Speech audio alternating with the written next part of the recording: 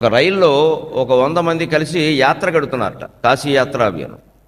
సరే, వాళ్ళు కాలక్షేపానికి బాగుంటుందని కూడా అక్కడ ఏమైనా వ్రతాలు నోములు చేయించడానికి పనికొస్తారు కదా అని ఓ పురోహితుల వారిని కూడా తీసుకెళ్ళారు. రామాయణం ఏదో చెప్పండి అన్నారు. సరే, రామాయణంలో మళ్ళీ సుందరకాండ ప్రత్యేకం కదా, అందుకని ఆయన సుందరకాండ తీసుకుని ఏదో చెప్తున్నాడు. సరే, మిగిలిన వాళ్ళు కూడా పక్కకు వచ్చి వింటే పుణ్యం అమ్మ అని అది మధ్యలో కాస్త ఆపాడు ఆయన. ఏమండి గురువుగారు, ఇంతకీ హనుమంతుడు రామాయణం ఈయన భారతదేశంలోనే జరిగింది కదండి పూర్తిగా. రాముడు అంటే సరే అయోధ్యవాడు తెలుస్తూనే ఉంది, సీతాదేవిది మిథిలా నగరం. హనుమంతుడు ఎక్కడ వాడండి అని అడిగారు. అంటే ఆయన అన్నారు, గ్రంథం ప్రకారం చూస్తే కిష్కింధ అంటే తమిళనాడు, మనకి ఇప్పుడు లెక్క ప్రకారం కిష్కింధ అంటే తమిళనాడు. అందుకని అక్కడ వాడై ఉంటాడు. ఆ ప్రాంతం అప్పుడు దక్షిణ భారతదేశం అంతా ఒకటే, ప్రత్యేకించి తమిళనాడు ఆంధ్ర తెలంగాణ అనడానికి ఏం లేదు అక్కడ.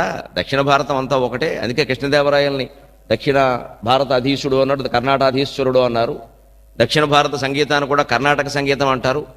అందుకని మరి ఏదో తమిళ వాళ్ళు ఏదో అయి ఉంటారా అన్నారు. అనేసరికి ఆ వెళుతున్న వాళ్ళలో కాస్త తమిళం మాతృభాషగా ఉన్నవాడు, తెలుగుదేశంలో స్థిరపడిన వాడు ఉన్నాడు. వాడు సంకల్పం గుర్తున్నాడు,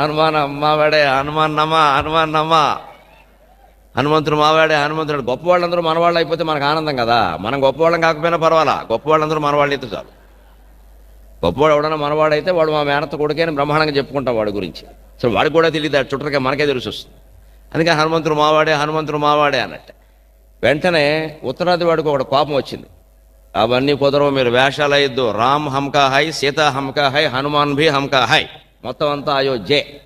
రాముడు సీత ఎక్కడుంటే హనుమంతుడు అక్కడే ఉంటాడు. అందుకని హనుమంతుడు మావాడే అన్నట్టు. ఇంతట్లో అక్కడ ఒక ముస్లిం ఉన్నాడు, ఒక ఆయన పాపం యాత్రలో వచ్చాడు. ఆయన కూడా పాపం మత సామరస్యం ఉంది, మాకు కాశీ మక్క కాబా అన్నీ ఒకటేనండి, నేను వస్తాను. వచ్చాడు. తర్వాత పక్క ప్రయాణికుడు కావచ్చు, దానికి ఉంది. వచ్చి ఆయన అన్నట్టే, మీరందరి వాదంలో తప్పే, హనుమంతుడు తమిళం వాడు కాదు, హనుమంతుడు ఉత్తరాది వాడు కాదు, హనుమంతుడు ముసల్మాన్ అన్నట్టు. నీళ్ళు బంగారంగా హనుమంతుడు కూడా మాకు మిగలనివా, హనుమంతుడు కూడా ముస్లిం అంటే ఇంకా నయం, ఉగ్రవాదుల్లో ఒకడన్నావు కాదు, చచ్చిపోయేవాళ్ళం అన్యాయంగా. హనుమంతుడు కూడా ముసల్మాన్ ఎలా అవుతాడంటే, మీరు అలా కదా, మీరు పేరు చూసి మాట్లాడాలి. మాలో పేర్లు ఎలా ఉంటాయి, ముసల్మాన్, సులేమాన్, జలేమాన్, వైసాహే హనుమాన్ అన్నాడు. ఇంతమంది ఇలా మాట్లాడుకుంటూ ఉంటే మన తెలుగువాడు ఒకడున్నాడు, మీరందరి వాదనలో తప్పే, హనుమంతుడు ముస్లిం కాదు, హిందీ వాడు కాదు, ఆ తమిళం వాడు కాదు, ఖచ్చితంగా 16 అణాల తెలుగువాడే అన్నాడు. నువ్వెలా చెప్తావయ్యా ఆ విషయం అంటే, తనది కాని పనిని నెత్తి మీద వేసుకుని అవతల వాళ్ళ రూపాయి ఏమీ ప్రయోజనం లేకపోయినా సరే, అవతల వాడు కనీసం టీఏలు కూడా ఇవ్వకపోయినా సరే, సొంత ఖర్చులు పెట్టుకుని అంత దూరం వెళ్ళి కొంపలంటించే వ్యవహారం మా తెలుగువాడు ఒక్కడికే ఉంటుంది, ఇంకెవరికి.